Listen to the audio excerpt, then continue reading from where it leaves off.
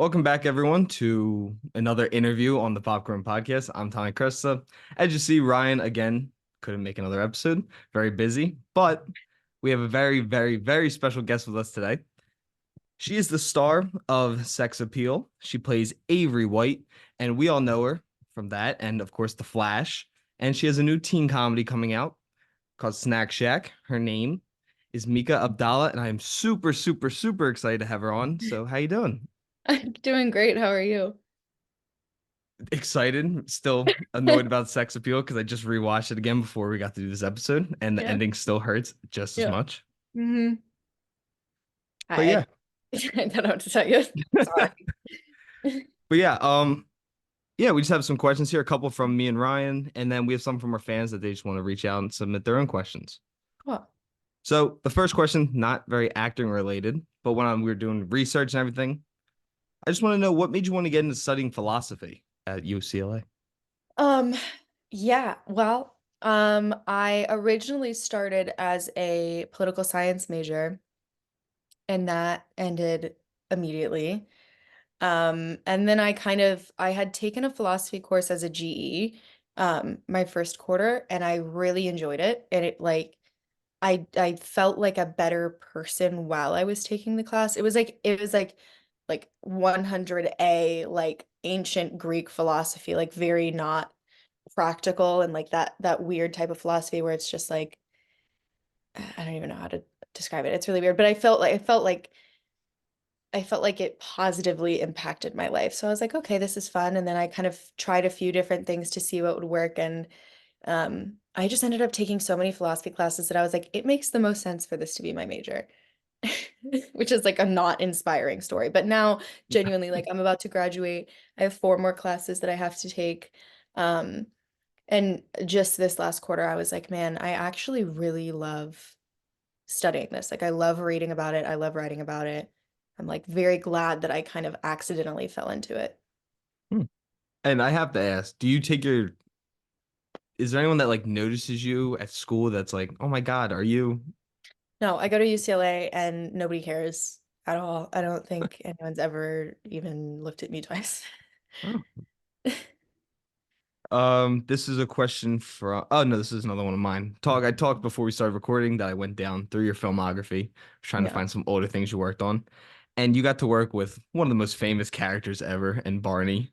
of course. And how was that gonna work with the amazing purple dinosaur? The big purple dinosaur. It was really cool. It's kind of like I'm from Dallas, and like in the Dallas young actors community, doing Barney is kind of like a rite of passage.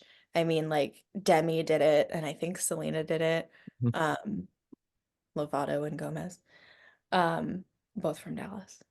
And yeah, it was really cool. All of us kids here did a lot of like extra work on Barney all the time. And then when I like actually got to like be a speaking character on Barney, that was like my first legitimate thing that I did, I think.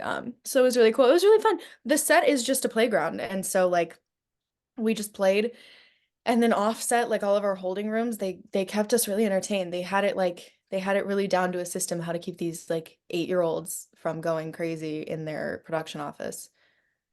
We just hung out.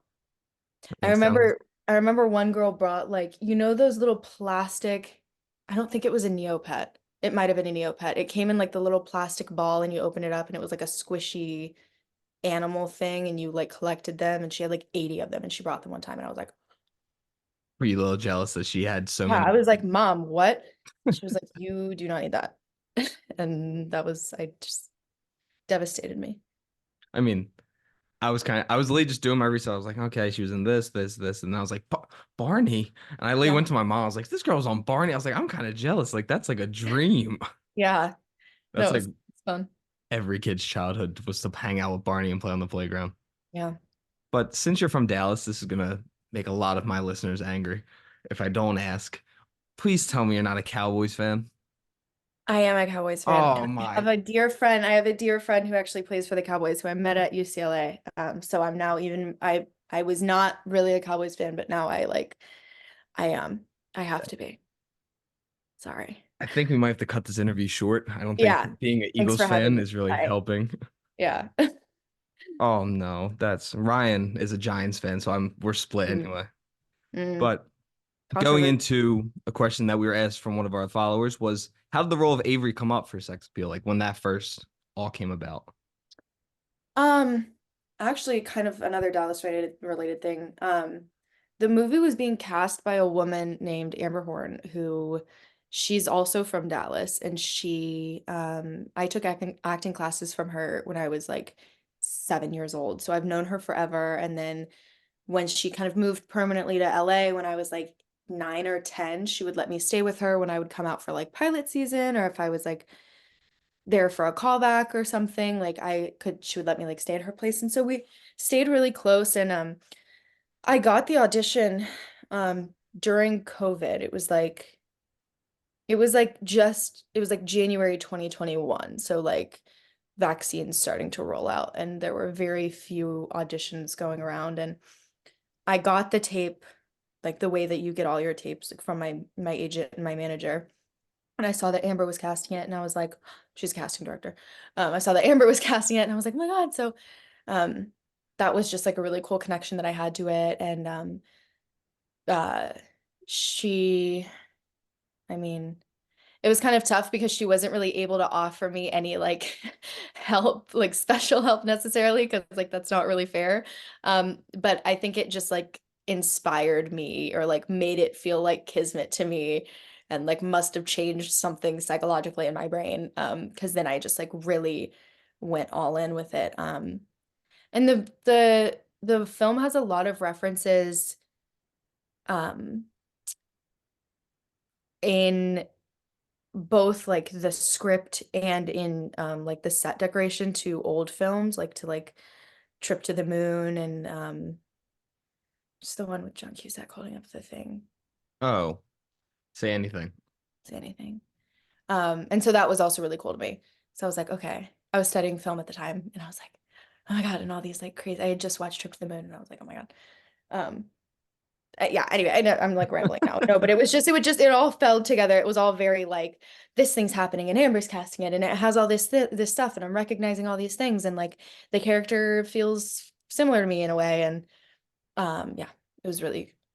Oh, and the woman, oh my God, and the woman who wrote it was like my roommate's acting coach, who I'd heard about forever but I'd never met. And I was like, wait, Tate. And the production, like I knew people who had worked for this production company in this place, and like it all really fell together. And I And mean, it fell perfectly again because it ended up being one of the better. Because it's been, I feel like, such a rough time with comedy these last like Mhm. 10 years. Like people either love it or hate it. And I feel like Yeah, Sex Appeal finally like figured out teen comedy again for the first time. Because I feel yeah. like we were Oh, having such bland. And me and my co-host both love it. So that's why it was such a big deal first to have you on the show and then just get to talk about something that I really like. And of course, I think so many other people like. good. I'm glad you liked it. Yeah, it was a lot of we had a lot of fun shooting it. That I don't know how much you know about American High and like those guys and what they did, the Yeah. production company.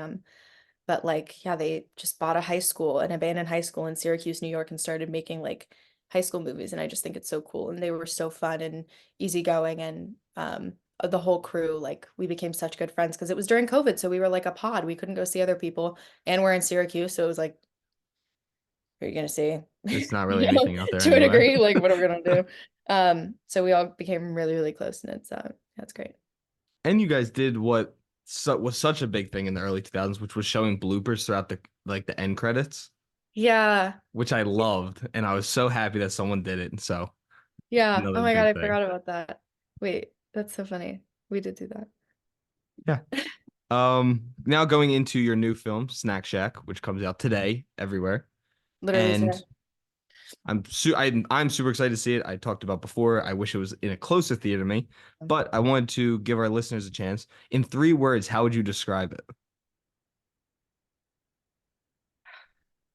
It's man, I'm like funny. No, it's summer. Uh Man, it's like summer hot dog and pool.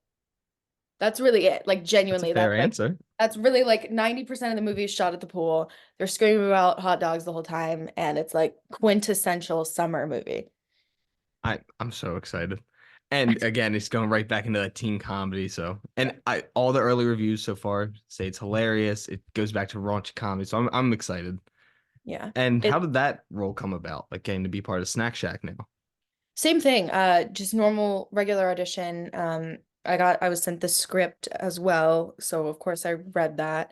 I was obsessed with the script as when I read it. It's very like very 80s, 90s coming of age comedy, which I grew up watching.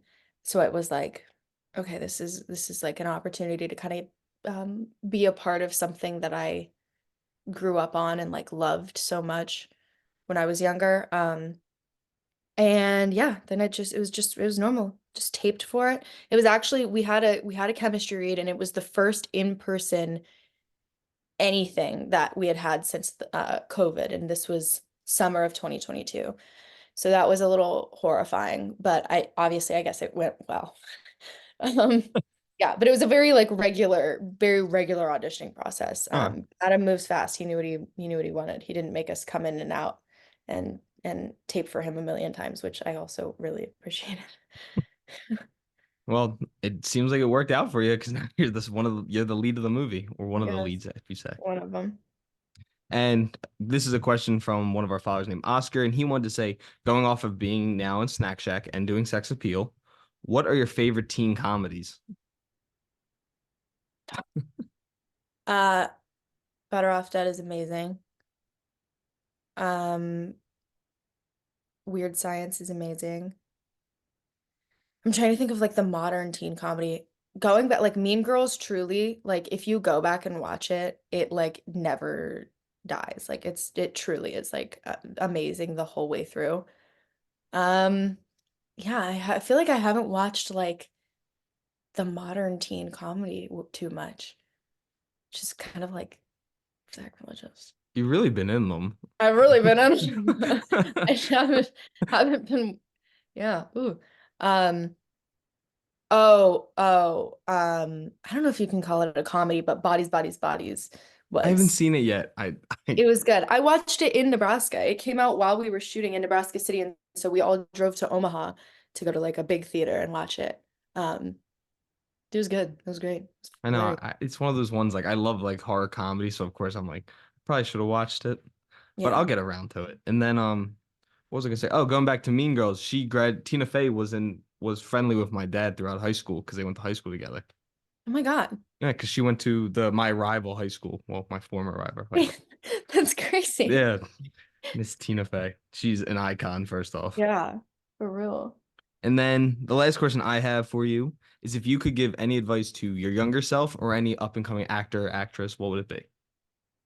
Um, I mean, like you hear it over and over again, but like you really do just have to be patient. You'll like work for years straight and everything's going perfect, and then there's a strike or there's a pandemic, or you get to like an awkward age where you can't quite play high school and you can't quite be an adult, or whatever it may be. And then you just might not work. You might not hear anything. You might just be going through a weird phase, or you just might be having bad luck. And like the first time that that happened to me, really the first like two times that that happened to me, I was like, it was devastating and like really freaked me out. And you start to think like, oh my God, like, was that it? Is that all I get to do? Like, has my time come and gone?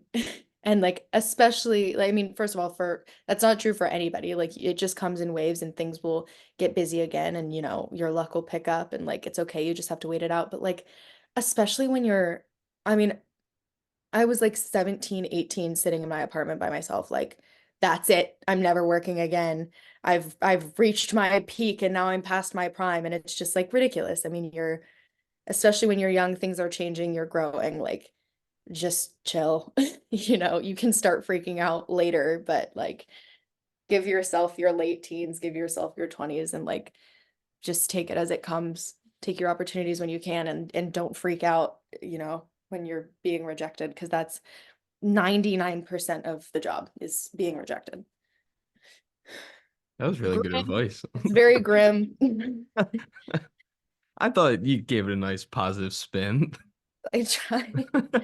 That's what I tell myself every night when I fall Yeah. asleep. Like it's okay. And then I gave you a little bit of a heads up that we do our recommendation of the week at the end of the episode. But Mhm. I'm gonna make a little twist on it for you because I did give you a little bit of a heads up. So what is one show and one movie you would recommend everyone? Snack Shack. Huh. Yeah, Snack Shack. I'm gonna recommend two movies in a show because I can't decide between the two. One movie, if you haven't already seen Triangle of Sadness, go see it. If like you just should, it's really funny, it's amazing. Also, there's this Korean movie, Ode to My Father, that you should see. It's the saddest thing I've ever watched. Really Uh, keeping it grim today. yeah, yeah. Um, and TV, you're gonna hate this answer. There's this reality show Oh boy. called Farmer Wants a Wife, and it's about these four farmers who want a wife, and it's kind of like four individual bachelors, like, The Bachelor. Yeah, And so yes. it's like these four farmers and they're like on their farms and they like get to take like 10 girls to the farm with them or 8 girls to the farm or whatever. And then they like do it bachelor style. Like at the end of the week, they have to like send people home and stuff. And it's like the best, worst thing I've ever seen ever. That's I've my never recommendation. watched reality TV, but my dad would be a sucker for it. It seems like he loves himself The Bachelor, Bachelor in Paradise, and all that. I didn't like The Bachelor until I watched The Golden Bachelor, because I watched it just because I was like, okay, this is cute. I can get on board with it. And then I started watching Farmer Wants a Wife, and now I'm watching The Bachelor. So it's like this like insane trajectory where like the only movies I watch are like these devastating, like really weird movies, and then I'm watching like Love is Blind. Oh, are you gonna watch Love? What is it? Love Lies Bleeding? Oh yeah, yes, I do really. I actually, funny enough, I was sent the breakdown for that a long time ago, and I was like, I personally would not be able to put on the muscle for that. I just know for a fact that like they were like, you would have time to, and I was like, I'm not even gonna audition because I just know for a fact that like I do not have the discipline. So she looks amazing, and I'm like so impressed. But that's tough. She must have been working out for the last 18 months. That's I'm crazy. so excited to see that movie. I think it's gonna be really, really, really entertaining. Now, it's not a movie for everyone, so I'm not gonna use it as my recommendation of the week. I'm gonna be basic, and I'm gonna recommend Harry Potter. I just did my rewatch episode of the entire franchise for a podcast episode that's coming out tomorrow. And so yeah, go check out Deathly House Part 2 and go watch Sorcerer's Stone. Oh my Those God. are the ones I'm gonna recommend to everyone. Okay. But yeah, thank you so much, Mika, for coming on the show. And I mean, I had a blast getting to talk to you. You got to answer some questions. I know my followers are very excited. And then, do you want to plug your Instagram or anything like that? Yeah, I really am only on Instagram. It's just Mika.Abdalla. That's it. Not really on Not Twitter. anything else. You're not a big TikToker. I had to delete it. It Like was forced to like delete it, or you just chose to I delete it? was like for my mental health, I had to delete Oh, okay. TikTok. That's a I fair was reason. like 8 hours a day. 8 hours? It was really bad. That's a It lot was of really bad. TikTok. I had to get out of there. And I do scroll through Reels sometimes, but it's not, the algorithm's not quite the same. It's not quite as good. So I can get off. It's not as addictive as TikTok is. Yeah. Yeah. It's not as TikTok, man. So good. So good. Well, it might be getting banned soon, so we don't know what's gonna happen with that app. It's not gonna happen. They're always banning TikTok. Every 6 months they're banning TikTok. They ban everything at one point. It's But not going anywhere. thank you again for coming on the show. Everyone go check out Snack Shack Yeah. today when this Today. episode debuts. Go watch it. Yeah. And I'm gonna drop a solo episode, probably reviewing it, or me and Ryan are gonna do a full episode on it. Mika, again, thank you so much for coming on the show. I had a lot of fun getting to talk to you, and I can't wait to see what success you have next. Thank you. Yeah, it was great talking to you. Bye, everyone. All right. Bye.